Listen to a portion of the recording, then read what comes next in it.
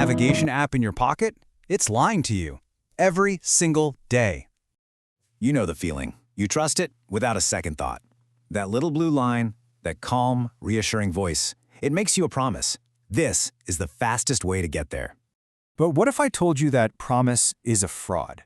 What if the fastest route isn't the fastest route for you? What if it's secretly and very deliberately designed to slow you down? Think about it.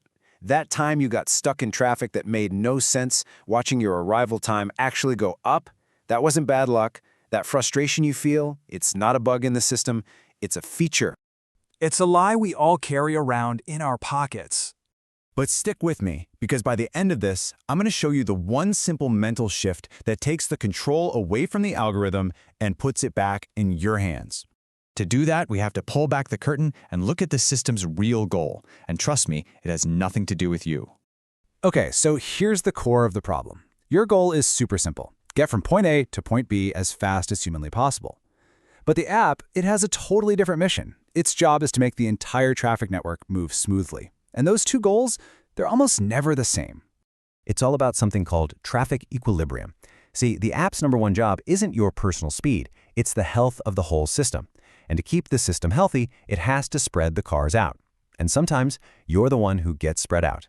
Listen to this, because this is the part they never tell you. You are sometimes deliberately routed onto slower roads, just to make the overall map look better. You're being used as a pawn to balance the board. Your time is being traded away.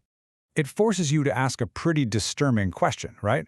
What if every minute you lose sitting at a weird red light is a minute someone else gains on the freeway? What if you are the sacrifice for the greater good of the traffic grid? And to get you to agree to be that sacrifice, the app has to play some serious mind games.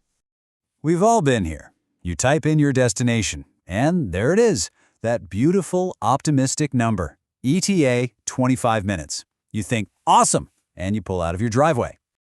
But then, 5 minutes down the road, you glance at the screen, the ETA is now 27 minutes.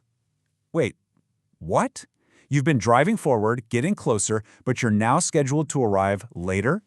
How does that even work? So you have to ask, is that a glitch or is it bait? Well, it turns out that first ETA is often a lie. It's intentionally optimistic. It's designed to make you feel good, to get you to commit to the route. Once you're on the road, well, you're a captured piece on the board. And that's when it hits you with the next trick. Ding! New, faster route found, save 2 minutes. It feels like a lifeline, right? But it's actually a clever psychological trap. It's called loss framing. The system knows your brain hates the idea of losing 2 minutes way more than it likes the idea of gaining them.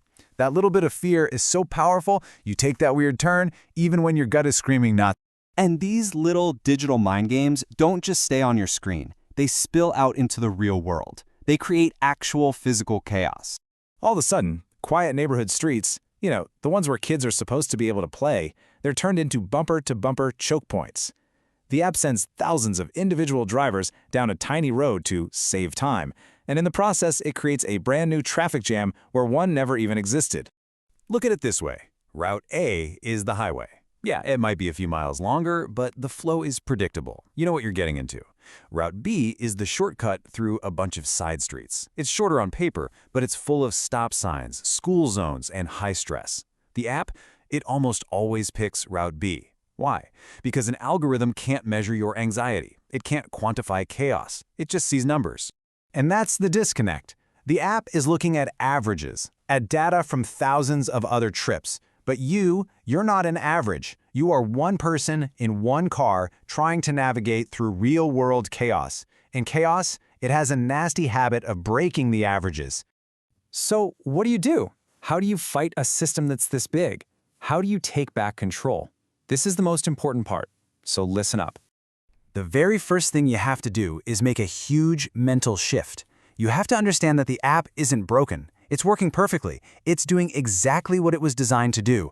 It just wasn't designed for you. It was designed for the network.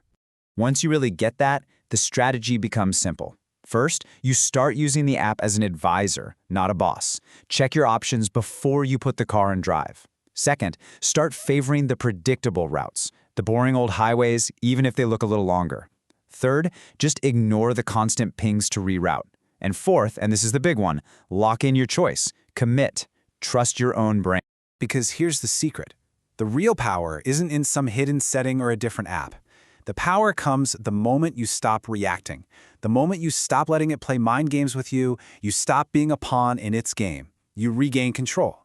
So the next time you get in your car and that calm voice tells you to take some bizarre side street to save 2 minutes, just pause, take a breath, and ask yourself one simple question. Fastest for who?